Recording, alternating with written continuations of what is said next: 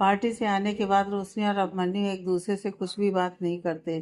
दोनों अपने अपने कमरे में चले जाते हैं और सुबह भी अभिमन्यु ऑफिस के लिए बिना कोई बात किए ही चला जाता है। जानवी जो कुछ भी हुआ कल पार्टी में उन सबसे बहुत ही ज़्यादा गुस्सा होती है और उसका गुस्सा सबसे ज़्यादा रोशनी पर होता है। जानवी भी जल्दी ही वहाँ से निकल गई थी। लीना उसका मूड अच्छे से समझ रही होती है, इसलिए वह उससे मिलने के लिए सुबह उसके घर आ जाती है। जानवी काफ़ी अपसेट होती है। लीना उसे समझाती है, कोई बात नहीं जानवी, जो कुछ भी हुआ उसे भूल जाना, क्यों इतना परेशान हो रही है। जानवी गुस्से से कहती है, कैसे भूल जाऊं मैं ये, उस रोशनी की वजह से कल कितना ड्रामा हो गया। तुझे पता है कल मैं अभी को प्रपोज करने वाली थी, इसलिए मैं उसे डांस फ्लोर पर ले गई थी कि उसे डांस करने के लिए, कि थोड़ी देर बाद मैं उसे प्रपोज करूंगी। लेकिन उस रोशनी की वजह से सब कुछ बर्बाद हो गया। मैं जैसा सोच रही थी वैसा कुछ भी नहीं हो पाया। लीना यह सुनती है तो वह काफ़ी हैरान होती है और कहती है, तू अभी को प्रपोज करेगी, लेकिन तूने तो कहा था कि तू अभी से कहलवाएगी कि वह अभी भी तुझे उतना ही प्यार करता है। जानवी कहती है, क्या फ़र्क पड़ता है, मैं कहूँ या वह कहे, वैसे भी अब मुझ में पेशेंस नहीं है। उस रोशनी को देखने के बाद मुझे लगता है कि कहीं वह मेरे अभी को मुझसे छीन न ले। लीना कहती है, नहीं तुझे गलत लग रहा है, और तूने कहा था ना कि उन दोनों के बीच कुछ भी नहीं है। जानवी कहती है, मुझे पहले ऐसा ही लगता था, लेकिन अब मैं कोई रिस्क नहीं लेना चाहती हूँ। लीना कहती है, तो तू अब क्या करेगी। वैसे तो परेशान ना हो, इसलिए मैं इस बात को कह रही थी कि रोशनी तेरे और अभिमन्यु के बीच कभी नहीं आ सकती। लेकिन मुझे ऐसा लगता है कि रोशनी बड़ी प्रॉब्लम तो हो सकती है तुम लोगों के बीच में। अभी जिस तरह से उसके लिए पजेसिव है, तू समझ रही है मैं क्या कहना चाह रही हूँ।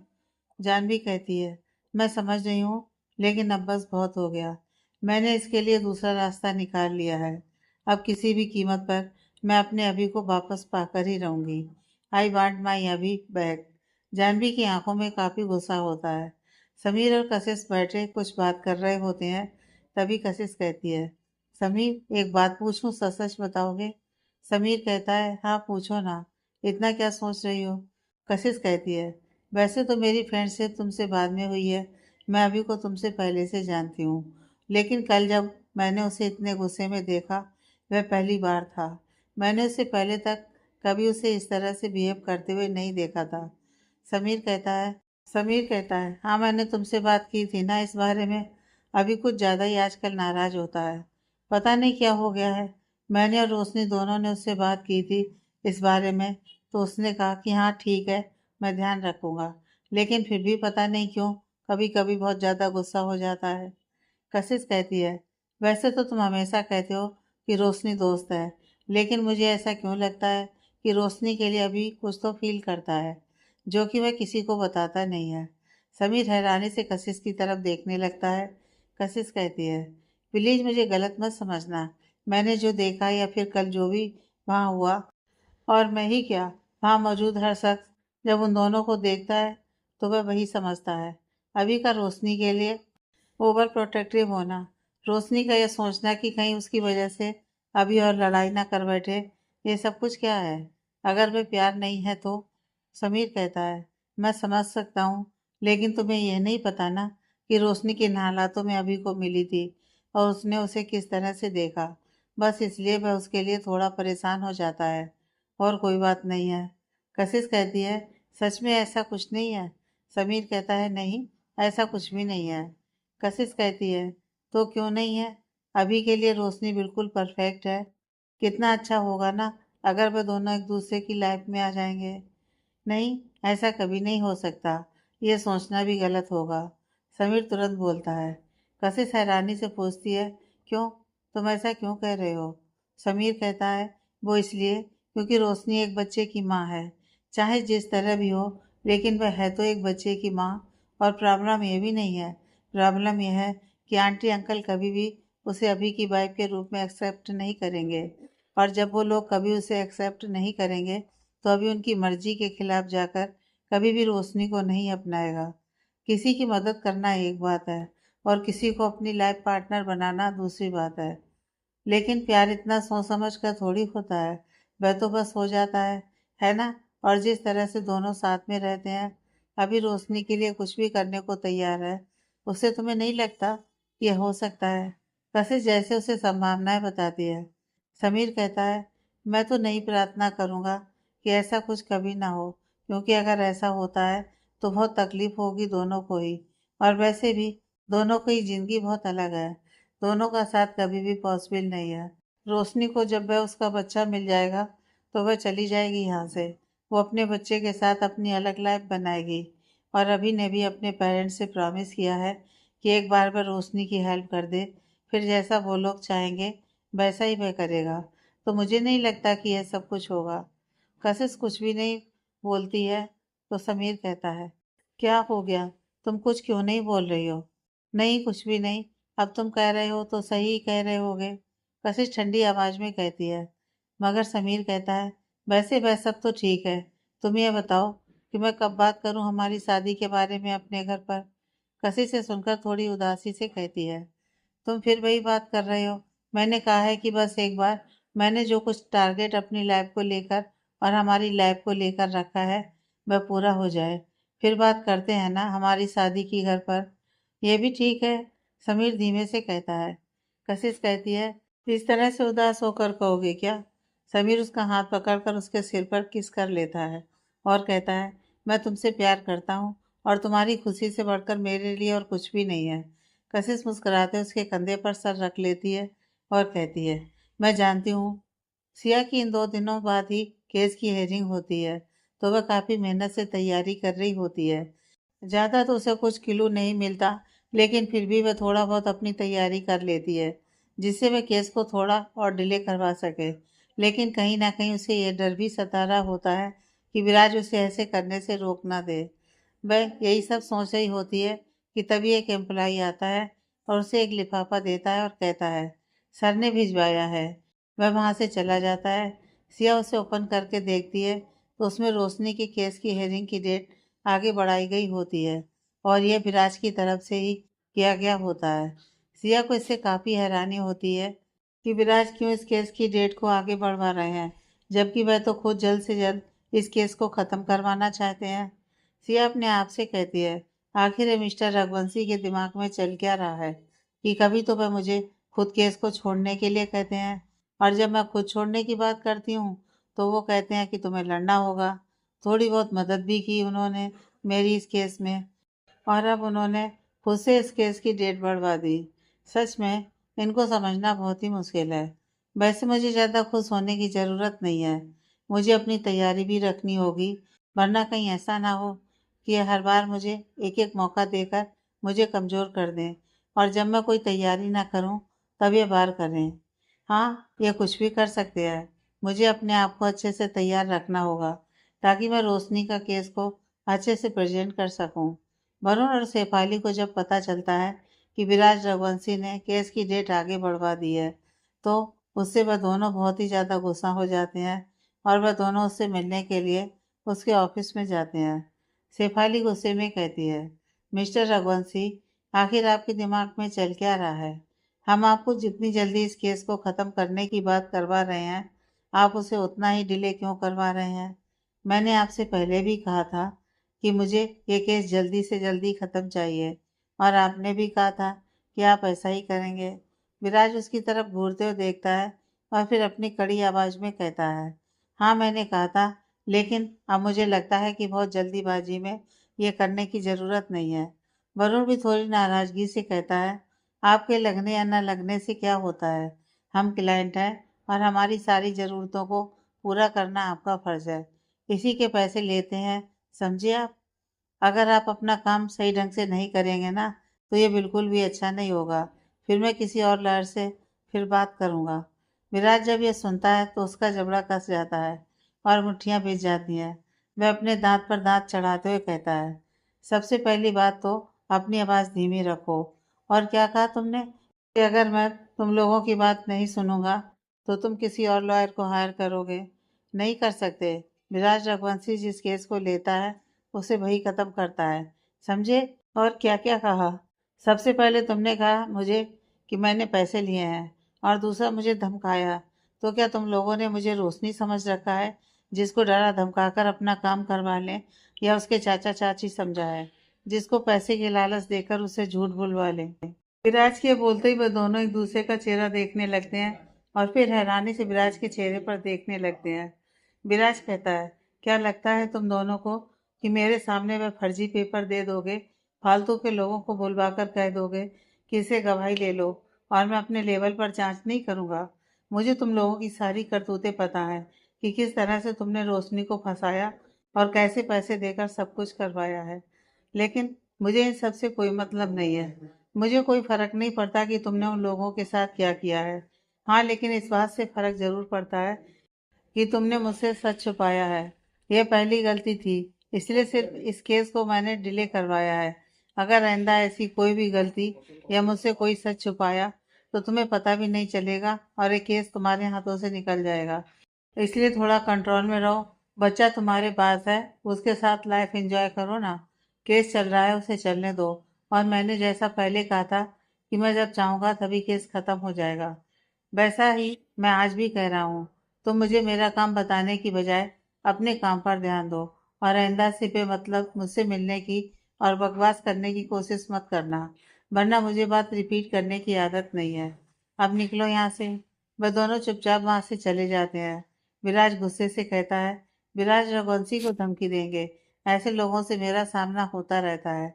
खुद मक्कार और फरेबी हैं और दूसरों को सजा दिलाने की बात करते हैं। रोशनी को जब इस बारे में पता चलता है कि केस की डेट डिले हो गई है तो वह भी थोड़ी परेशान हो जाती है। वह अभिमन्यु से इस बारे में बात करती है तो अभिमन्यु कहते हैं, हम इस बारे में कुछ भी नहीं कर सकते। मेरी मिस माथुर से बात हुई है तो उन्होंने कहा है ये सब कुछ विराज रघुवंशी ने कराया है। वह ऐसा क्यों कर रहा है पता नहीं, लेकिन कहीं ना कहीं हमारे लिए ही फायदेमंद है, क्योंकि इससे केस के बारे में और अच्छे से उसे जांच करने का टाइम मिल जाएगा। रोशनी कहती है, कहीं ऐसा तो नहीं कि वरुण और शेफाली जानबूझकर ये सब कुछ कर रहे हैं ताकि वह मुझे मेरे बच्चे से दूर रख सकें। अनु कहता है, उनको जो करना है करने दो। कब तक सच छुपेगा? हम सारी सच्चाई जल्दी बाहर लेकर आएंगे और सब कुछ कोर्ट में साबित भी होगा। रोशनी कहती है, मैं भी बस यही उम्मीद करती हूँ। Thank you Abhimanyu. अभिमन्यु उसकी आंखों में देखते हुए बस अपना सर हाँ में हिला देता है। अभी जब रात को घर वापस आता है तो हॉल में अंधेरा होता है। अमूमन उसे आने में कितनी भी देर हो जाए, लेकिन हॉल में अंधेरा नहीं होता। लेकिन आज हॉल में अंधेरा होना उसे थोड़ा हैरान करता है। वह अपने फ़ोन की लाइट ऑन कर ही रहा होता है, तभी हॉल में लाइट ऑन हो जाती है। वो ये देखकर अपने कमरे में जाने लगता है, तभी वो इसका नाम पुकारता है। अपना नाम सुनते ही अभी के चेहरे पर थोड़ी हैरानी होती है, लेकिन थोड़ी मुस्कुराहट भी। वह पीछे पलट कर देखता है तो रितु जी वहाँ पर खड़ी होती हैं। अभी काफ़ी तेज कदमों से उनके पास आता है और उनके गले लग जाता है और फिर तुरंत अलग होकर उनका हाथ पकड़कर कहता है, मम आप वापस आ गई, आपने बताया क्यों नहीं कि आप आने वाली हैं? रितु जी कहती हैं, बस सरप्राइज देना था और मैंने तो लाइट ऑफ किया था कि लाइट ऑन करके खुद को दिखाकर सरप्राइज करूंगी, लेकिन तुमने देखा ही नहीं। अभी मुस्कुराने लगता है, क्यों सिर्फ अपनी मॉम के ही गले लगोगे, अपने डैड के पास नहीं आओगे? रणविजय जी की आवाज़ दूसरी तरफ से आती है। अभी उनको देखकर और खुश हो जाता है और जाकर उनके गले लग जाता है और रितु जी की तरफ देखकर कुछ कहने की कोशिश करता है तो रितु जी कहती हैं, हाँ मैंने प्रॉमिस किया था ना कि तुम्हारे डैड को ले आऊंगी वापस, तो इनको भी लेकर आ गई हूँ। अब ये नहीं जाएंगे। अभी काफ़ी खुश होता है और कहता है, वाह मम, आपने कितना अच्छा सरप्राइज दे दिया मुझे। Thank you mom. Thank you dad. Ranvijay ji उसके चेहरे पर हाथ रखकर कहते हैं, और बताओ कैसे हो? वैसे ये सारी बातें तो मैंने देखा है कि मम करती हैं, लेकिन मुझे ऐसा लग रहा है कि कुछ दुबले हो गए हो। लगता है इंद्राणी से बात करनी पड़ेगी। हमारी गैर मौजूदगी में तुम्हें अच्छे से खाना खिलाया पिलाया नहीं है। रितु जी कहती हैं, ऐसा करना भी मत, वरना अभी को बुरा लगेगा। बचपन से आज तक मैंने और तुमने इसे जितना नहीं संभाला है, उससे ज़्यादा इंद्राणी ने संभाला है। रणविजय जी कहते हैं, अरे मैं मजाक कर रहा हूँ। वैसे भी इंद्राणी ने तो सच में हमारे लिए बहुत कुछ किया है। इंद्राणी जी उनकी बातें सुन रही होती हैं, उनकी आंखों में आंसू होते हैं। अभी उनको देखता है तो उनके पास जाकर उनका हाथ पकड़ कर ले आता है और कहता है, आंटी आपकी आंखों में आंसू क्यों है? इंद्राणी जी कहती हैं, हमेशा आप लोगों ने मुझे परिवार की तरह ही रखा है। कभी मुझे ये महसूस नहीं हुआ कि मैं कहीं और किसी और के घर में रहती हूँ। और अभी बाबा ने तो जितना मुझे प्यार दिया है ना, वह मुझे शायद मेरे अपने बच्चे होते तो उनसे भी नहीं मिलता। अभी उनको गले लगा लेता है और कहता है, आपने कोई मुझे अपने बच्चे से कम प्यार किया है क्या? इंद्राणी जी बस अभी के चेहरे पर देखती रह जाती हैं। ऋतु जी कहती हैं, अब चलो, बहुत इमोशनल हो गया। अभी जाओ, जल्दी से चेंज करके आओ। हम तुम्हारा वेट कर रहे थे डिनर के लिए। अभी मुस्कुराते हुए कहता है, ओके मम, बस तुरंत आता हूँ। रोशनी अपने कमरे के बाहर से उन लोगों को देख रही होती है। उसे उन लोगों को इस तरह साथ में खुश देखकर बहुत अच्छा लग रहा होता है। वो मन ही मन ये प्रार्थना कर रही होती है कि उनके परिवार की ये सारी खुशियाँ बस ऐसे ही बनी रहें और ये लोग हमेशा ऐसे ही एक दूसरे के साथ रहें। रणविजय जी हॉल में बैठकर ऑफिस का कुछ काम कर रहे होते हैं। संडे होने की वजह से रोशनी भी घर पर ही होती है, लेकिन कुछ इम्पोर्टेंट काम होता है जिस वजह से अभिमन्यु और ऋतु जी बाहर गए हुए होते हैं। रणविजय जी अपने स्टाफ को आवाज़ देते हैं, लेकिन वह उस वक्त वहाँ मौजूद नहीं होता, इसलिए वह नहीं आता है। रणविजय जी अपने काम में लग जाते हैं और दोबारा उसे आवाज़ नहीं देते। थोड़ी देर बाद उनका गला वापस से सूखने लगता है, तो वह अपने उस स्टाफ को दोबारा आवाज़ लगाते हैं और उसे पानी लेकर आने के लिए कहते हैं। और फिर वह थोड़ा खांसने लगते हैं, लेकिन वह स्टाफ होता ही नहीं है, इसलिए वो वहाँ नहीं आता। रोशनी जब उनकी ऐसी आवाज़ सुनती है तो तुरंत उनके लिए पानी लेकर जाती है। वह पानी ले लेते हैं और उसके चेहरे पर देखकर कहते हैं, थैंक यू बेटा। रोशनी अपनी नज़र नीची कर लेती है और चुपचाप वहाँ से जाने लगती है। रणविजय जी कहते हैं, रोशनी रुको बेटा, मुझे तुमसे कुछ बात करनी है। रोशनी रुक जाती है, लेकिन अभी भी उसकी नज़रें नीचे ही होती हैं। रणविजय जी कहते हैं, सबसे पहले तुम यहाँ आकर बैठो। रोशनी उनकी तरफ देखती है तो वह कहते हैं, हाँ बैठो यहाँ आकर। रोशनी उनके सामने वाले सोफे पर बैठ जाती है। रणविजय जी कहते हैं, क्या बात है, मुझे आए हुए कई दिन हो गए हैं और तुम भी इसी घर में हो, लेकिन मैं देख रहा हूँ तुम मुझसे नजरें बचाने की कोशिश कर रही हो। मैं बात करने की कोशिश करता हूँ, लेकिन फिर भी तुम बात नहीं करती। क्यों, क्या हुआ? मुझसे कुछ गलती हो गई है क्या? यह सुनकर रोशनी की आंखें भर जाती हैं। वह कुछ कहना चाहती है, लेकिन उसका गला भरा हुआ होता है, तो वो कुछ बोल नहीं पाती। रणविजय जी हैरानी से कहते हैं, क्या हो गया बच्चा? रोशनी अपने आंसुओं को पोंछती है और गहरी सांस लेकर कहती है, आपको मुझसे कोई शिकायत नहीं है क्या? आप मुझसे नाराज नहीं हैं? रणविजय जी हल्का हंसते हुए कहते हैं, क्यों, नाराजगी क्यों होगी मुझे? हो, क्योंकि पिछली बार जब हम मिले थे तो हमारा रिश्ता कुछ और था और इस बार कुछ और है, इसके लिए। रोशनी कुछ नहीं बोलती, बस उसकी आंखों में देखती है। रणविजय जी कहते हैं, वैसे सच सच बताऊं ना, तो मुझे बुरा तो लगा था जब सब कुछ पता चला था। गुस्सा भी बहुत आया था तुम पर और अपने लाडले पर भी। लेकिन जब पता चला कि पूरी बात क्या है, तब वह सारा गुस्सा और सारी नाराजगी पल भर में गायब हो गई बेटा। इन सब में तुम्हारी कोई गलती नहीं है, तो इसलिए बेमतलब का बोझ अपने दिल पर मत रखो, समझी? तुम कोई गुनहगार नहीं हो जो तुम्हें छुपकर रहने की जरूरत है और नजर नीचे करके रहने की। तुम सच्चाई के साथ खड़ी हो, मुझे पूरा भरोसा है कि तुम्हारी जीत जरूर होगी। और अभी जिस तरह से लगा हुआ है ना, वह तुम्हें न्याय दिलाकर ही रहेगा। अंकल, क्या आपको गलत नहीं लगता कि वह मुझ जैसे किसी अजनबी के लिए इतना समय, इतना खतरा ले रहे हैं? रोशनी धीरे से कहती है। रणविजय जी कहते हैं, मुझे गर्व है अपने बेटे पर। अपनों के लिए तो दुनिया ही करती है, लेकिन किसी और के लिए कोई करे तो वही असली इंसान होता है। और तुम किसी और चीज के बारे में मत सोचो, किसी के बारे में भी मत सोचो। रोशनी अपना सिर हाँ में हिला देती है। रणविजय जी कहते हैं, वैसे जब अभिमन्यु ने पहली बार तुम्हारा इंट्रोडक्शन करवाया था ना मुझसे, तभी मैंने तुम्हें अपनी बेटी मान लिया था। हाँ, तब मैंने इसलिए माना था क्योंकि मुझे बताया गया था कि तुम मेरे अभी की वाइफ हो। लेकिन अभी भी ज़्यादा चीज़ें नहीं बदली हैं। वह रिश्ता नहीं है हमारे बीच, लेकिन मैं तुम्हें आज भी अपनी बेटी मानता हूँ। मेरी कोई बेटी होती तो तुम्हारी जैसी होती, तो इसलिए अपने आप को अब से अजनबी, अनजाना, ऐसा कुछ मत कहना। तुम इस घर में हक से रह रही हो, ठीक है? रोशनी की आंखों से आंसू बहने लगते हैं। रणविजय जी कहते हैं, ये क्या है बच्चा? मुझे अच्छा नहीं लग रहा कि इस तरह से तुम रो रही हो। ये आंसू मुझे नहीं चाहिए, ठीक है? रोशनी हल्का मुस्कुराते हुए अपने आंसुओं को पोंछ लेती है। रणविजय जी कहते हैं, तो फिर मेरे लिए ना एक अच्छी सी कॉफ़ी बना दो। कॉफ़ी बना दोगी ना? रोशनी अपना सिर हाँ में हिला देती है और वहाँ से चली जाती है। रणविजय जी अपने आप से कहते हैं, कितनी प्यारी बच्ची है, ईश्वर को इतना भी कठोर नहीं होना चाहिए इसके लिए। उस दिन पार्टी में जो कुछ भी हुआ, इन सब से जानवी बहुत ही ज़्यादा गुस्सा होती है। उसका तो सबसे ज़्यादा गुस्सा रोशनी पर होता है, लेकिन उसे समझ में नहीं आता कि वह क्या करे और कैसे रोशनी को अभिमन्यु से दूर करे, क्योंकि जितनी बातें उसे ऋतु जी से पता चली हैं, इस बात से तो वो श्योर हो जाती है कि अभी तो उसे घर से दूर नहीं जाने देगा, जब तक वह उसके लिए जो केस लड़ रहा है। वह इसके बारे में अपनी दोस्त लीना से बात करती है, तो वह कहती है इसका मतलब अभिमन्यु से खुद से दूर नहीं जाने देगा। लेकिन वह रोशनी, वो तो खुद जा सकती है, तुझे कुछ ऐसा करना होगा जिससे वह रोशनी दूर चली जाए। जानवी कहती है, मैं कुछ समझी नहीं। लीना कहती है, तुझे समझाती हूँ। तुझे याद है मोहित उसकी वह एक्स कैसे उसके पीछे पड़ी हुई थी, तो मैंने क्या किया था उसके साथ? बस तुझे भी वही करना है।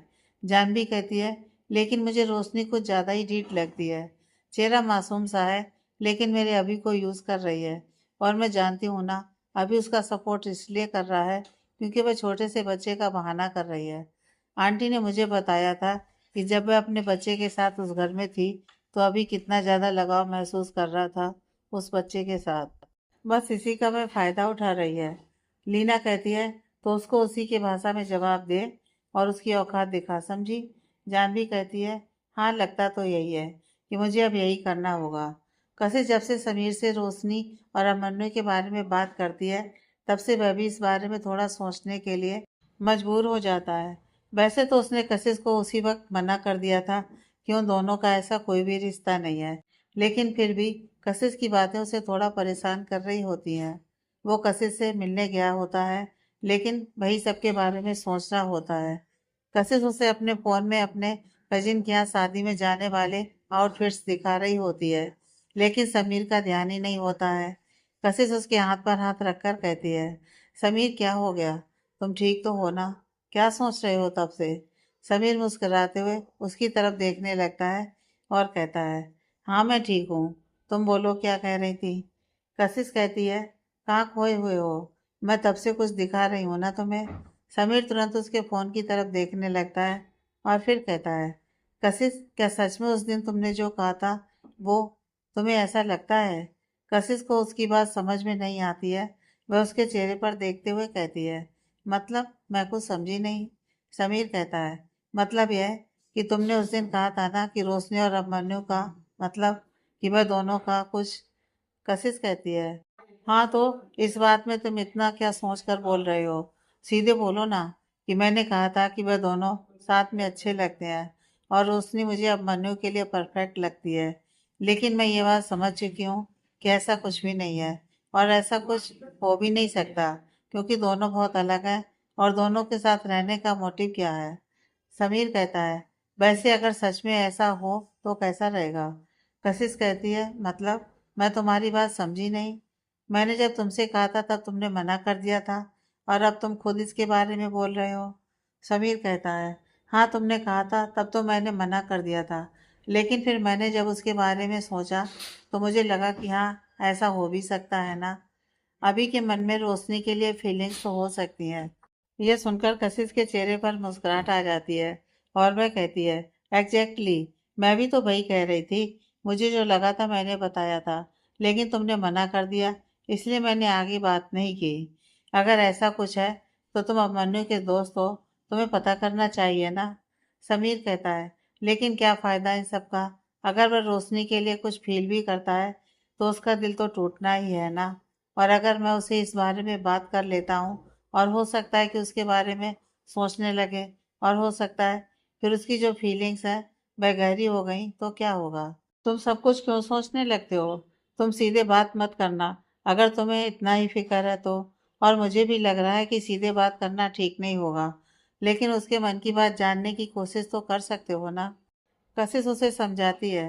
समीर कहता है, हाँ ये तुमने सही आइडिया दिया, मैं ज़रूर कोशिश करूँगा।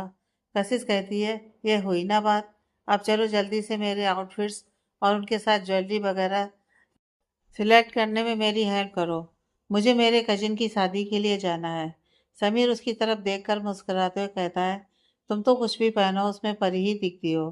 कशिश बस हल्का बिलस करते हुए कहती है, तुम्हें लगती हूँ ना, मैं बाकियों को तो नहीं लगती हूँ ना, तो इसलिए मुझे अच्छे से सब कुछ सिलेक्ट करना होगा ना। समीर इस पर अपना मुंह बनाते हुए कहता है, किसी और को क्यों अच्छा लगना है? नहीं, तुम सिर्फ मेरी हो।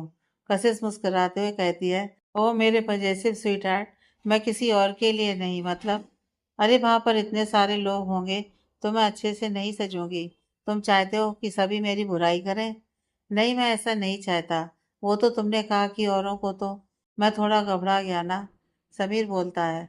कशिश मुस्कुराते हुए कहती है, तुम भी ना। अब चलो मेरी हेल्प करो। समीर उसके फोन में देखते हुए कहता है, हाँ अब तो करना ही पड़ेगा। रोशनी अब मन्नू के ही केबिन में बैठी हुई होती है। तभी वहां पर जानवी आ जाती है। उसको देखकर रोशनी अपनी जगह से खड़ी हो जाती है और मुस्कुराते हुए कहती है, जानवी आओ ना। वैसे अब मन्नू तो अभी नहीं है, वह इम्पोर्टेंट मीटिंग के लिए गए हुए हैं, थोड़ी देर में आ जाएंगे। तुम बैठो ना। जानवी अपना चेहरा बनाते हुए कहती है, मुझे पता है कि अब मन्नू नहीं है, मैं इसलिए आई हूँ, और ऑफ कोर्स मैं बैठूंगी ही। तुम्हारे कहने ना कहने से मुझे कोई फर्क नहीं पड़ता है। लेकिन तुम ये बताओ कि तुम इस ऑफिस में अब मन्नू के एम्प्लॉय हो, फिर उसे नाम से क्यों बुलाती हो? क्या इतने भी मैनर नहीं है तुम्हारे में? रोशनी को बिल्कुल भी बिलीव नहीं होता कि जानवी उसे ऐसे कुछ कह रही है। वह उसके चेहरे पर बस देख रही होती है।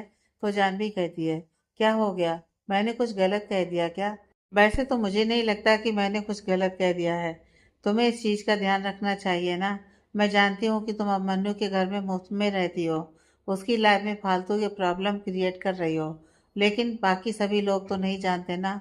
और बाकी सब जानेंगे तो क्या सोचेंगे अभी के बारे में? इसलिए थोड़ा सा मैनर में रहो और ऑफिस में उसे सर बुलाया करो। रोशनी अपना सिर हाँ में हिला देती है। जानवी कहती है, वैसे अब मन्नू जब नहीं है तो तुम उसके केबिन में क्या कर रही हो? वह उन्होंने कहा था कि यहीं पर बैठकर काम करने के लिए, इसीलिए। रोशनी अपनी नजर नीचे करके कहती है, ओ अब मन्नू ने कहा था, या तुमने उसे किसी तरह का बहाना किया था? जानवी तुरंत अपने होठों को टेढ़ा करते हुए बोलती है। जानवी का आज इस तरह से अजीब तरीके से बातें करना रोशनी को बिल्कुल समझ में नहीं आ रहा होता है। जानवी कहती है, खैर अभी को तो समझना थोड़ा मुश्किल है, वह कुछ भी कभी भी करता है। तुम्हें पता है ना कि अभी दिल का कितना अच्छा है? रोशनी मुस्कुराते हुए कहती है, हाँ ये तो मैं जानती हूँ कि वे कितने अच्छे हैं और कितने सच्चे हैं। किसी के लिए कुछ भी करने से पीछे नहीं हटते। हाँ तो बस तुम उनकी अच्छाइयों का ना अब फायदा उठाना बंद कर दो, ठीक है? मैं जानती हूँ कि वह तुम्हारी मदद कर रहा है, लेकिन तुम भी एक बात जान लो कि उसकी कुछ पर्सनल लाइफ भी है, और उस पर्सनल लाइफ में बहुत से लोग इम्पोर्टेंट हैं। तो उसे थोड़ा सा उन लोगों के लिए भी पर्सनल स्पेस दे दो। ऑफिस में भी तुम अपने काम से उसे परेशान करती रहती हो, अपनी हरकतों से उसे जलाती रहती हो, और तुम्हारी जो प्रॉब्लम है उसमें तुम्हें उलझा हुआ ही रहता है। तुम्हें उसे खुद के लिए छोड़कर अपनों के लिए सोचने देना चाहिए। मैं कोशिश करती हूँ, रोशनी धीरे से कहती है। नहीं, तुम कोशिश नहीं करती हो। तुम्हें तो अच्छा लगता होगा ना कि कोई तुम्हारे लिए इतना एफर्ट कर रहा है। ऐसे मैं तुम्हें ये बताने के लिए आई हूँ ना कि मैं अभी से बहुत प्यार करती हूँ, और सबने तुम्हें बताया ही था कि अभी मुझे बचपन से प्यार करता है, और मैं बातें घुमा फिरा कर करना पसंद नहीं करती। इसलिए सीधे सीधे कहती हूँ, मुझे अच्छा नहीं लगता जब तुम अभी के आसपास घूमती रहती हो। मुझे गुस्सा आता है इन सब से। तुम इस बात का ध्यान रखो कि वह किसी की अमानत है, और थोड़ा उसके साथ डिस्टेंस मेंटेन करो, ओके? मुझे दोबारा ये बात नहीं करनी पड़े, क्योंकि मैं एक बात को दोबारा कहने में बिलीव नहीं करती। अगर मुझे गुस्सा आएगा ना तो फिर मैं क्या करूँगी मुझे नहीं पता। समझ गई ना तुम? तुम मुझे गलत समझ रही हो जानवी। मेरा और अभिमन्यु का रिश्ता सिर्फ दोस्ती का है। रोशनी अपनी सफाई देती है। जानवी अपना हाथ उसके सामने करती है और कहती है, मैंने कहा ना मुझे तुम्हारी बात सुनने में कोई इंटरेस्ट नहीं है। मैंने जो देखा वह कह दिया, और अगर तुम चाहती हो कि मुझे ऐसा कुछ दोबारा ना दिखे और मुझे ऐसा ना लगे तो फिर दूर रहो उससे। मैं ये नहीं कहूंगी कि तुम उससे मना कर दो कि वह तुम्हारी हेल्प ना करे।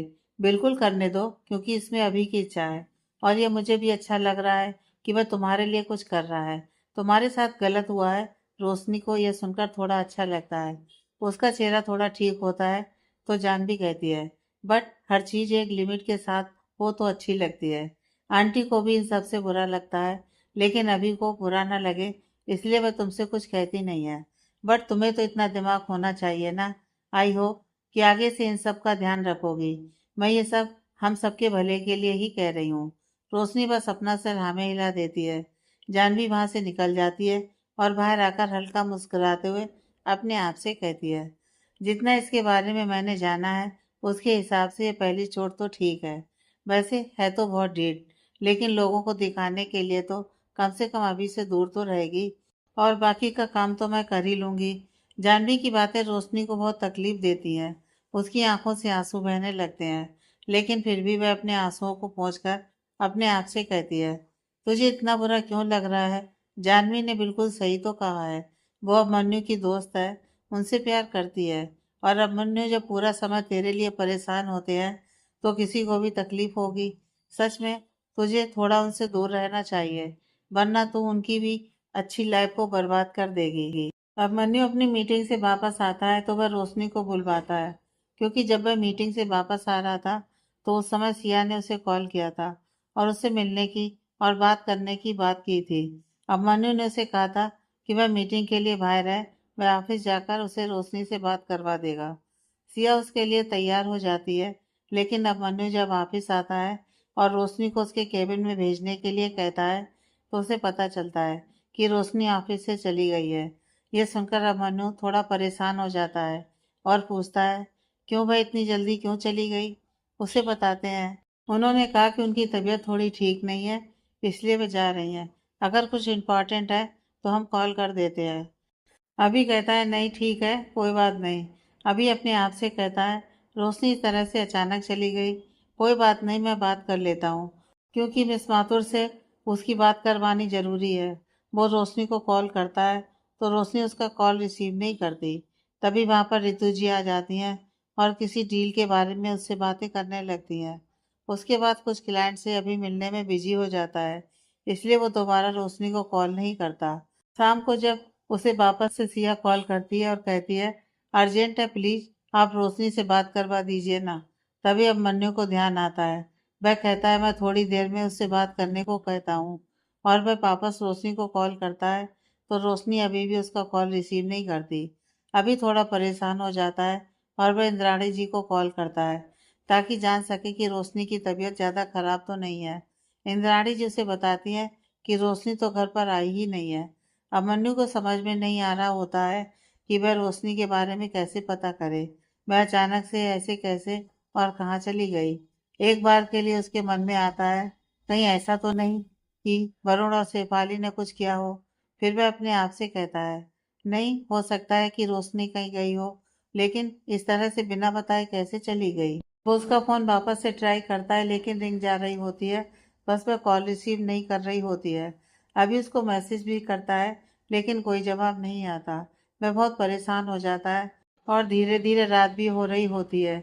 उसे जब कोई और रास्ता नहीं मिलता तो वह उसे ढूंढने का सोचता है। वह ऑफिस से निकल ही रहा होता है, तभी समीर वहां पर आता है और उसको इस तरह से हड़बड़ी में देखता है तो कहता है, क्या बात है अभी, सब ठीक तो है ना? तू इस तरह से कहाँ जा रहा है?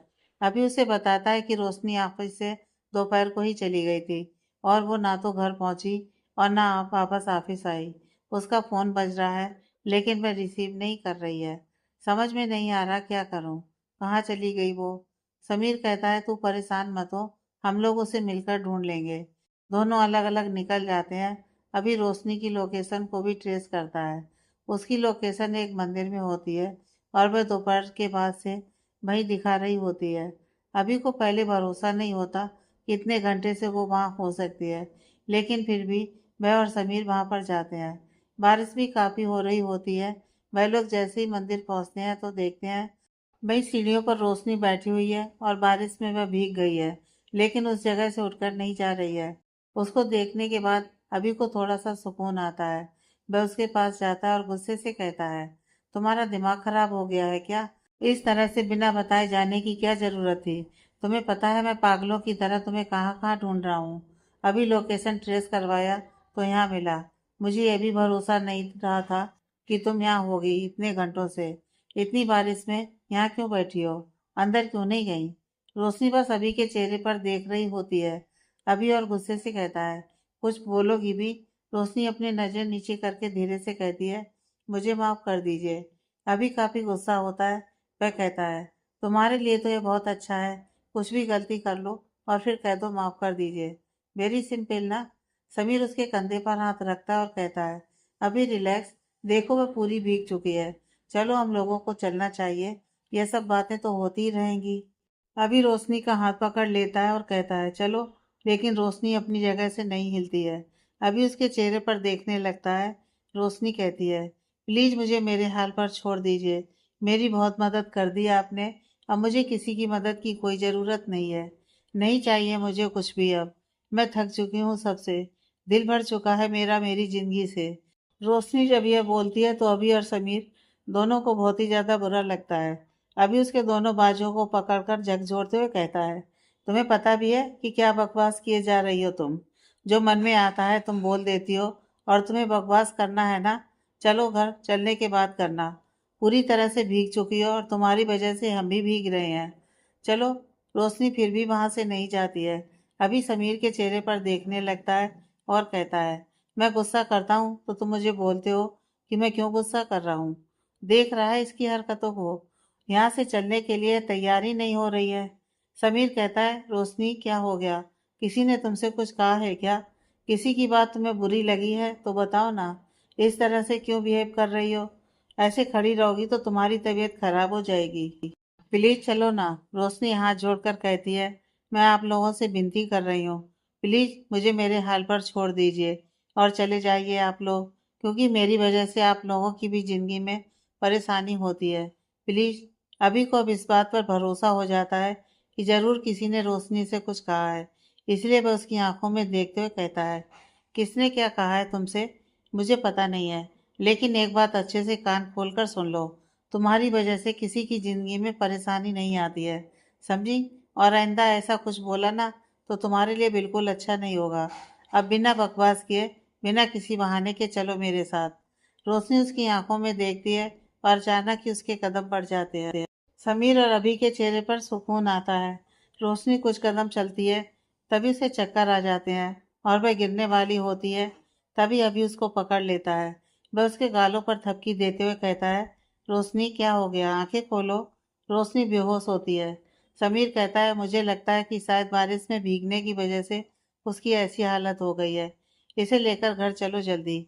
अभी उसको गोद में उठा लेता है और गाड़ी के अंदर रख देता है। समीर कहता है, एक काम करो, उसे लेकर घर चलो। मैं तुरंत डॉक्टर को कॉल करता हूँ। अभी तुरंत वहां से निकल जाता है और अपने घर आ जाता है। रोशनी अभी भी बेहोश होती है। अभी ड्राइव करते हुए भी बार बार अपनी बगल की सीट पर बेहोश रोशनी को देख रहा होता है। थोड़ी देर बाद ही वह घर आ जाता है और जल्दी कार से बाहर निकलता है और रोशनी को गोद में उठाकर घर के अंदर आ जाता है।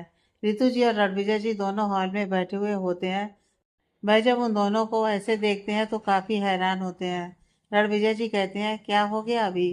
रोशनी की ऐसी हालत कैसे हो गई? अभी उसे वही सोफे पर लिटा देता है और कहता है, मैं आपको बाद में बताता हूँ। रणविजय जी कहते हैं, डॉक्टर को कॉल किया या मैं करूँ? कर दिया है। अभिमन्यु रोशनी के चेहरे पर ही देखकर कहता है। रोशनी हल्की हल्की अपनी आंखें खोलती है, लेकिन कांप रही होती है। रितु जी कहती हैं, उसके कपड़े पूरे गीले हैं, देखो कैसे कांप रही है। पहले उसके कपड़े चेंज करना जरूरी है। अभी तुम उसे कमरे में लेकर जाओ। और इंद्राणी, तुम जाओ जाकर रोशनी के कपड़े चेंज करवाओ। उसकी हालत ऐसी नहीं है कि वो खुद से खड़े भी रहे।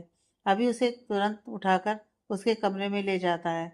और जब तक इंद्राणी जी आती हैं तब तक अभी कपबोर्ड से रोशनी के कपड़े भी निकाल देता है। इंद्राणी जी वहां आती हैं और अभी के हाथों से रोशनी के कपड़े ले लेती हैं और कहती हैं, आप परेशान मत होइए, कुछ नहीं होगा इनको। अभी तुरंत बाहर निकल जाता है कमरे से और समीर को कॉल करता है तो वह कहता है, मैं बस डॉक्टर को लेकर आ ही गया हूँ। थोड़ी देर बाद डॉक्टर आ जाते हैं, रोशनी का चेकअप करते हैं और कहते हैं, बारिश में भीगने की वजह से तबीयत खराब हो गई है। जब तक ठंड का असर रहेगा तब तक परेशानी रहेगी। मैंने दवाइयाँ दे दी हैं, कुछ देर में वह अच्छा महसूस करेंगी। ध्यान रखिएगा कि किसी तरह से कुछ भी ठंडा खाएं पिए नहीं। कुछ दवाई भी मैं देकर जा रहा हूँ, समय से खिला दीजिएगा। अभी अपना सर हमें हिला देता है। समीर डॉक्टर को लेकर वहां से चला जाता है, इंद्राणी जी रोशनी के पास बैठे हुए उसके सर को सहला रही होती हैं। अभी को रोशनी को इस हाल में देखकर बिल्कुल भी अच्छा नहीं लग रहा होता है। रितु जी अभी के चेहरे पर देखकर कहती हैं, अभी बताओगी कि क्या हुआ उसे, इसकी ऐसी हालत कैसे हो गई और बारिश में कैसे भीग गई। मैं मीटिंग के लिए बाहर गया था, वहां से वापस आया तो पता चला रोशनी ऑफिस में है नहीं। और जो लॉयर है रोशनी के, उन्होंने कहा था कि रोशनी से बात करवाने के लिए। तो बस मैंने रोशनी के बारे में पूछा तो पता चला कि वो ऑफिस में नहीं है। मैंने कॉल किया तो उसने कॉल रिसीव नहीं किया। मैंने फिर घर पर कॉल किया तो मुझे पता चला कि घर पर नहीं आई है। और फिर मैं समीर के साथ मिलकर काफ़ी ढूंढा, इसकी लोकेशन ट्रेस करवाई तो पता चला मंदिर में है। हम गए तो वहां पर सीढ़ियों पर बैठी हुई थी और बारिश में काफ़ी भीग भी गई थी। हम उसे लेकर आ रहे थे तो वह बेहोश हो गई। अभी उनको सारी बातें बताता है। ये सब कुछ सुनकर रितु जी काफ़ी गुस्सा हो जाती हैं और कहती हैं, हद होती है लापरवाही की, इसको ऐसा करने की क्या ज़रूरत थी। थोड़ा सा भी इसके पास दिमाग नहीं है क्या कि कोई इसके लिए इस तरह से परेशान हो रहा होगा। जब तक हम लोगों ने इसकी जिम्मेदारी ली है तब तक तो कम से कम इसे लापरवाही नहीं करनी चाहिए। रणविजय जी रितु जी को देखकर शांत रहने का इशारा करते हैं। रितु जी वापस से गुस्से में कहती हैं, तुम मुझे क्या शांत करवा रहे हो, देख रहे हो इसकी वजह से अभी की भी कैसी हालत हो गई है। पहले से वह कम परेशान था उसकी वजह से, जो ये और नई नई हरकतें करती है। और अभी तुम क्या चाहते हो कि अब हम तुम्हारी वजह से भी परेशान हो जाएं। अभी उनके चेहरे पर हैरानी से देखने लगता है। रितु जी कहती हैं, तुम भी तो गीले हो, तब से ऐसे ही घूम रहे हो, जाकर तुरंत चेंज करो वरना तुम्हारी भी तबीयत खराब हो जाएगी। अभी कहता है, नहीं मॉम मैं ठीक हूँ। रितु जी उसको डांटते हुए कहती हैं, एक बार में बात सुन लिया करो और समझ जाओ, तुरंत यहाँ से जाओ और चेंज करो और डिनर करके रेस्ट करो और कोई बकवास नहीं। अभी चुपचाप वहाँ से अपने रूम में चला जाता है। रितु जी रोशनी की तरफ देखते हुए इंद्राणी से कहती हैं, उसका ध्यान रखना। वो अपना सिर हाँ में हिला देती है। रितु जी भी कमरे से बाहर निकल जाती हैं। रणविजय जी उनके साथ आते हैं। वह आकर हॉल में बैठ जाती हैं और अपने सिर पर हाथ रखकर कहती हैं, इस लड़की ने जीना हराम करके रखा है। अभी को तो कुछ समझ में भी नहीं आता। जब भी कहती हूँ कि बस करो, पीछा छुड़ाओ इस लड़की से, तो मुझे कहता है कि बस थोड़े दिन और, थोड़े दिन और ऐसे तंग होता रहता है। रणविजय जी कहते हैं, मैं समझ रहा हूँ कि अभी की माँ होने के नाते तुम इस तरह से फिक्र कर रही हो, लेकिन अभी कुछ गलत भी तो नहीं कर रहा है। अच्छा गलत नहीं कर रहा है तो सही किया है। उस लड़की के लिए परेशान हो रहा है, किसी चीज़ की उसे सुध नहीं रहती है। तंग आ गई हूँ मैं अभी को इस तरह से देखकर और बार बार समझा समझा कर। रितु जी गुस्से से कहती हैं। रणविजय जी उनके हाथ पर हाथ रखकर कहते हैं, सब ठीक हो जाएगा, कोई प्रॉब्लम नहीं है। रितु जी कहती हैं, हाँ भाई तो मैं भी कह रही हूँ कि कोई प्रॉब्लम हमारी पर्सनल नहीं है, किसी और की वजह से हमारी लाइफ में प्रॉब्लम हो रही है, जो कि मुझे बिल्कुल भी बर्दाश्त नहीं है। रणविजय जी कहते हैं, रितु तुम शांत रहो वरना तुम अपनी तबीयत खराब कर लेना और अभी की परेशानी को और बढ़ा देना। रितु जी उनकी तरफ देखने लगती हैं। रणविजय जी हल्का मुस्कुराकर अपना सिर हाँ में हिला देते हैं। रितु जी कहती हैं, हाँ मैं सब समझती हूँ, अपने लाडले को बचाने के लिए ना जानबूझकर मुझे मुद्दे से भटका रहे हो, लेकिन देख लेना मैं बर्दाश्त कर रही हूँ तब तक कर रही हूँ। जिस दिन मेरे सबर का बांध टूटा ना उस दिन अच्छा नहीं होगा। यह बोलकर वह वहां से चली जाती हैं।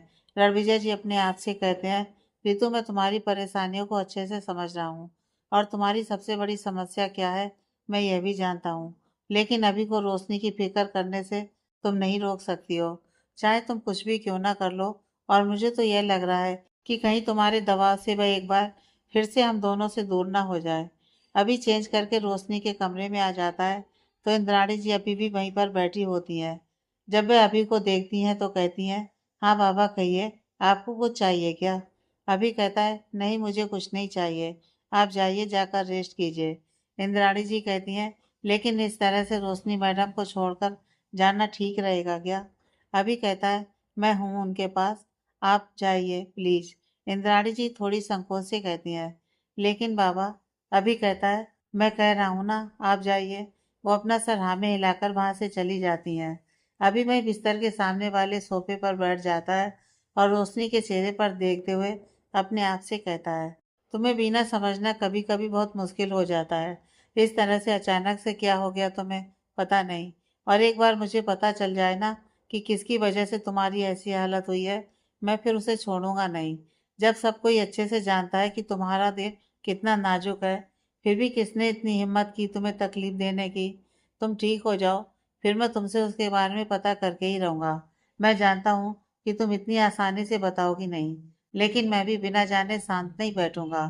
पूरे दिन के हेक्टिक शेड्यूल और आधी रात हो जाने की वजह से अभी को वहीं बैठे बैठे नींद आ जाती है, तो सोफे पर सो जाता है। आधी रात के करीब खांसने से रोशनी की नींद खुलती है। उसकी खांसने की आवाज़ से अभी की भी नींद खुल जाती है। वह देखता है तो रोशनी बैठे हुए खांस रही होती है। वह तुरंत उठकर उसके पास जाता है और वहां रखे गुनगुने पानी को गिलास में रखकर उसे पिलाता है। रोशनी उसके चेहरे पर देखने लगती है और वह उसे कुछ कहने की कोशिश करती है, तो अभी तुरंत उसके होंठों पर उंगली रख देता है और धीरे से कहता है, अभी बस आराम करो, कुछ भी बात करने की ज़रूरत नहीं है। रोशनी एकटक अभी के चेहरे पर देख रही होती है, तो अभी अपनी पलकें झपकाता है। रोशनी बिना कुछ बोले वापस से लेट जाती है और अपनी आंखें बंद कर लेती है। सुबह जब रोशनी की आंखें खुलती हैं, तो वह देखती है कि ठीक उसके बेड के सामने अभिमन्यु बैठे बैठे सो रहा है। रोशनी की आंखें उसके चेहरे पर जाकर टिक जाती हैं और वो अपने मन में कहती है, क्यों अभिमन्यु, आखिर क्यों आप मेरे लिए ये सब कुछ कर रहे हैं? आपके अपने, जिसे आप चाहते हैं, उसे इस बात से तकलीफ होती है कि आप मेरे लिए इस तरह से परेशान हैं। वो लोग सही भी हैं। क्यों, जब भी मैं आपसे दूर जाती हूँ तो आप मुझे वापस से अपने पास ले आते हैं। आखिर मेरे साथ रहकर आपको सिर्फ तकलीफ ही मिलेगी। मेरे लिए कुछ भी अच्छा करने जाएंगे तो उससे आपको ही नुकसान होगा। प्लीज बात को समझिए और मुझे मेरे हाल पर छोड़ दीजिए, प्लीज। रोशनी की आंखों से आंसू बह जाते हैं और वह सिसकियों में बदल जाती है। उसकी सिसकियों की आवाज से अभी की आंखें खुलती हैं। जैसी रोशनी की नजर अभी पर पड़ती है, तो वह तुरंत अपना चेहरा दूसरी तरफ कर लेती है। अभी उठकर उसके पास आता है और कहता है, तुम ठीक तो हो ना? अब तुम्हारी तबीयत तो ठीक है? रोशनी अपने आंसुओं को पोंछकर तुरंत उसकी तरफ पलटती है और अपना सर हाँ में हिला देती है। अभी उसके सर को छूकर देखता है और कहता है, हाँ, बुखार तो नहीं है, लेकिन तुम्हारा चेहरा अभी भी मुरझाया हुआ सा ही लग रहा है। कोई बात नहीं, डॉक्टर ने कहा है दवाइयाँ लोगी तो तबीयत ठीक हो जाएगी। रोशनी उसके चेहरे पर देखने लगती है और फिर धीरे से कहती है, मुझे आपसे कुछ ज़रूरी बात करनी है। अभी कहता है, बात तो मुझे भी तुमसे करनी है, लेकिन फ़िलहाल मैं कुछ भी बात नहीं करने जा रहा हूँ, क्योंकि मैं तुमसे कुछ भी बात करूँगा तो मुझे आएगा बेहद गुस्सा, और इस वक्त मैं तुम पर किसी तरह का कोई गुस्सा करना नहीं चाहता। मैं जानती हूँ कि मैं आपको हमेशा ही परेशान करती हूँ, इसलिए मुझे कुछ बात करनी है। रोशनी अभी की गहरी आंखों में देखते हुए बोलती है, मैंने कहा ना, मुझे इस वक्त तुमसे कुछ भी बात नहीं करनी, क्योंकि मेरे सवालों का जवाब देने में शायद तुम्हें प्रॉब्लम होगी, और इस वक्त डॉक्टर ने तुम्हें आराम करने को कहा है, तो फिलहाल तुम वही करो। अभी थोड़े रूखी आवाज में कहता है, नहीं प्लीज, मेरी बात तो सुन लीजिए ना। रोशनी मिन्नतें करती है। अभी कहता है, ठीक है, तुम्हें जो कहना है तुम कह लेना, लेकिन उससे पहले मेरे सवालों का जवाब दो। कल इस तरह से बिना बताए हुए क्यों चली गई थी? और चली गई थी तो चली गई, कॉल क्यों नहीं रिसीव किया? और चलो वह भी मान लेते हैं कि तुम्हारा मन नहीं हुआ। कभी कभी इंसान का दिल बहुत भर जाता है और वह अकेला रहना चाहता है, उसे कोई नहीं चाहिए होता है। लेकिन इतनी बार इसमें खुद को तकलीफ देने की क्या जरूरत थी? मुझे तो एक बात समझ में नहीं आती, तुम बार बार ये क्यों कहती हो कि मैं तुम्हें तुम्हारे हाल पर छोड़ दूं और तुम पर एहसान ना करूं, जबकि मैंने तुम्हें समझाया हुआ है ना कि यह सब कुछ मैं तुम्हारे लिए नहीं कर रहा हूँ। मैं जो भी कर रहा हूँ उस मासूम बच्चे के लिए कर रहा हूँ, क्योंकि मैं जानता हूँ कि अभी वह जिनके पास है वह उसके लिए ठीक नहीं है। फिर भी तुम्हारी वही बातें हमेशा शुरू हो जाती हैं। क्या मैं इसलिए बैठा हूँ यहाँ पर कि हमेशा तुम्हें एक ही बात समझाता रहूँ? क्या मेरे पास कोई और काम नहीं है? अभी थोड़ा नाराज होकर कहता है। रोशनी की आंखें भर जाती हैं। वह भरे गले से कहती है, मैं भी तो वही कह रही हूँ कि मेरे लिए परेशान होना बंद कर दीजिए। आपका परिवार है, आपके अपने हैं, उनके साथ समय बिताइए। मुझ अजनबी के लिए आपको अपना समय देने की ज़रूरत नहीं है, क्योंकि आप जितना मेरे लिए कर रहे हैं ना, वही बहुत है। अभी को उसकी बातों से हैरानी होती है। वह कुछ कहने वाला ही होता है, तभी उसका गेट नॉक होता है। अभी अंदर आने के लिए बोलता है, तो इंद्राणी जी अपने हाथ में एक ट्रे लिए अंदर आती हैं और कहती हैं, रोशनी मैडम के लिए नाश्ता लेकर आई हूँ। अभी इशारे से वही टेबल पर रखने के लिए कहता है। इंद्राणी जी उसका नाश्ता टेबल पर रखकर वहाँ से निकल जाती हैं। वह जब हॉल में आती हैं तो रितु जी उन्हें रोकती हैं और पूछती हैं, रोशनी के कमरे से आ रही हो? वो अपना सर हाँ में हिला देती हैं। रितु जी कहती हैं, उसकी तबीयत कैसी है? ठीक तो है ना वह? इंद्राणी जी अपने मन में कहती हैं, अगर मैं मैडम को यह कह दूंगी कि अभी बाबा उनके साथ हैं और शायद कल रात को भी वो उनके साथ ही थे, तो वह नाराज हो जाएंगी। इसीलिए इस वक्त मेरा झूठ बोल देना ही ठीक होगा। रितु जी कहती हैं, क्या हो गया? क्या सोच रही हो? उसकी तबीयत ठीक नहीं है क्या? डॉक्टर को कॉल कर दूं? इंद्राणी जी कहती हैं, नहीं मैडम, वह बिल्कुल ठीक है। मैं अभी उनका नाश्ता देकर आई हूँ। थोड़ी देर बाद जाकर चेक कर लूँगी उन्होंने दवाइयाँ ली हैं या नहीं। रितु जी कहती हैं, ठीक है। इंद्राणी जी वहाँ से चली जाती हैं। रितु जी वहीं पर बैठ जाती हैं तो रणविजय जी कहते हैं, वैसे तो मुझे लगता था कि सिर्फ अभी ही रोशनी की फिक्र करता है, लेकिन तुम भी उसकी फिक्र कम नहीं करती हो। कल से जब से वह बीमार हुई है तब से उसके बारे में ही काफ़ी सोच रही हो। रितु जी उनकी तरफ घूरते हुए कहती हैं, मैं इंसान हूँ, कोई जानवर नहीं हूँ। और वैसे जानवरों को भी अपने साथ रहने वालों से लगाव हो जाता है। रणविजय जी हल्का मुस्कुराते हुए कहते हैं, मतलब तुम भी रोशनी को अपना मानती हो? नहीं, बिल्कुल भी नहीं। मैं उसे अपना क्यों मानूंगी? वह इस घर में है तो थोड़ी उसकी फिक्र हो जाती है। और रणविजय प्लीज, तुम ना बातों को इधर उधर मत घुमाओ। बात सिंपल सी है, सीधी सी है कि वह यहाँ है, इसलिए मुझे उसके बारे में थोड़ी फिक्र हो गई थी और मेरा उससे कोई लगाव नहीं है, समझे? रितु जी उनको अपने मन की बात समझाती हैं। रणविजय जी मुस्कुराने लगते हैं। उसी वक्त जानवी वहां पर आती है। वह जब रितु जी की बातें सुनती है तो वह अपने मन में कहती है, ओह, तो ये रोशनी इस घर से गई नहीं है। इसने कुछ नया ही नाटक कर लिया है जिस वजह से सभी परेशान है। मुझे बिल्कुल ठीक ही लगता था कि ये इतनी आसानी से जाने वाली नहीं है। कोई बात नहीं, मैं कोई और रास्ता जरूर निकाल लूंगी। तभी रणविजय जी की निगाहें वहां खड़ी जानवी पर जाती हैं और वह मुस्कुराते हुए कहते हैं, अरे जानवी बेटा, तुम कब आई और वहाँ क्या कर रही हो? आओ ना। रितु जी भी उसकी तरफ देखने लगती हैं और उसे देखकर मुस्कुराकर कहती हैं, जानवी तुमने सुबह सुबह कितना अच्छा सरप्राइज दे दिया। जानवी आकर रितु जी के गले लग जाती है और रणविजय जी को गुड मॉर्निंग कहती है और फिर आकर बैठ जाती है। रितु जी कहती हैं, तुम्हें देखकर इतना अच्छा लग रहा है कि मैं तुम्हें बता भी नहीं सकती। जानवी कहती है, मुझे पता है आंटी। वैसे आप लोग थोड़े से परेशान थे, क्या हो गया? सब ठीक तो है ना? रितु जी कहती हैं, हाँ सब ठीक है, कोई परेशानी की बात नहीं है। रणविजय जी कहते हैं, वैसे बेटा तुम इतनी सुबह सुबह, कोई खास काम है क्या? रितु जी उनको घूरते हुए कहती हैं, ये क्या सवाल कर रहे हो? ये कभी भी इस घर में आ सकती है, उसका हक है इस घर में आने का। रणविजय जी कहते हैं, नहीं, मैं वह नहीं कह रहा हूँ, मतलब मुझे लगा कुछ काम खास होगा इसलिए मैंने पूछा। कई बातों में वो भूल तो नहीं गई? जानवी भी मुस्कुराते हुए कहती है, आंटी आप अंकल पर नाराज क्यों हो रही हैं? वह बिल्कुल सही कह रहे हैं, मैं काम की वजह से ही आई हूँ। वह अभी के साथ एक क्लाइंट के साथ मीटिंग के लिए जाना था, तो मैंने सोचा कि मैं यहीं आ जाती हूँ और अभी के साथ ही चली जाऊंगी डायरेक्ट। वैसे अभी अपने रूम में ही है ना, ऑफिस तो नहीं गया ना? रितु जी कहती हैं, हाँ अभी अपने कमरे में ही है, जाओ जाकर उससे वहीं मिल लो। तब तक मैं ब्रेकफास्ट के लिए बोल देती हूँ, ठीक है? जानवी खुश हो जाती है और वह वहाँ से अभी के कमरे की तरफ जाने लगती है। तभी वह अभिमन्यु और रोशनी के कमरे से आवाज़ सुनती है। वह वहाँ रुक जाती है, दरवाज़ा खुला होता है तो वह वहीं से उन दोनों को देखने लगती है। अभी गुस्से से कहता है, तुमने मुझे पागल समझ रखा है क्या? हर कुछ दिन पर तुम्हारा नाटक करना शुरू हो जाता है। मुझे पता है कि कल जो कुछ भी हुआ ना, वह कुछ अचानक से तो नहीं हुआ है, कुछ ना कुछ बड़ी वजह है इसके पीछे। अब मुझे सच सच बताओ कि किसने तुमसे क्या कहा था जिस वजह से कल तुम इतनी परेशान थी? क्योंकि मैं ये बात तो अच्छे से जानता हूँ कि तुम मुझसे कुछ ना कुछ तो जरूर छुपा रही हो। बोलो क्या बात है? रोशनी उससे अपनी नज़र चुराते हुए कहती है, नहीं ऐसी कोई भी बात नहीं है, आप गलत समझ रहे हैं। अभी उसके दोनों बाजुओं को पकड़ लेता है और अपनी तरफ दिखाते हुए कहता है, जितना पूछ रहा हूँ ना उतना का जवाब दो। बात को घुमाने की ज़रूरत नहीं है। बोलो कि किसने तुमसे क्या कहा है, क्योंकि मैं इतना तो जानता हूँ कि मेरे ऑफिस से जाने के बाद ही कुछ हुआ है। मम ने तुमसे कुछ कहा है क्या? मैं अभी जाकर मम से पूछता हूँ। रोशनी तुरंत कहती है, नहीं आंटी ने मुझे कुछ भी नहीं कहा है, प्लीज़ आप उनके पास मत जाइए। अभी कहता है, तो ठीक है, तुम मुझे बताओ ना कि किसने क्या कहा है।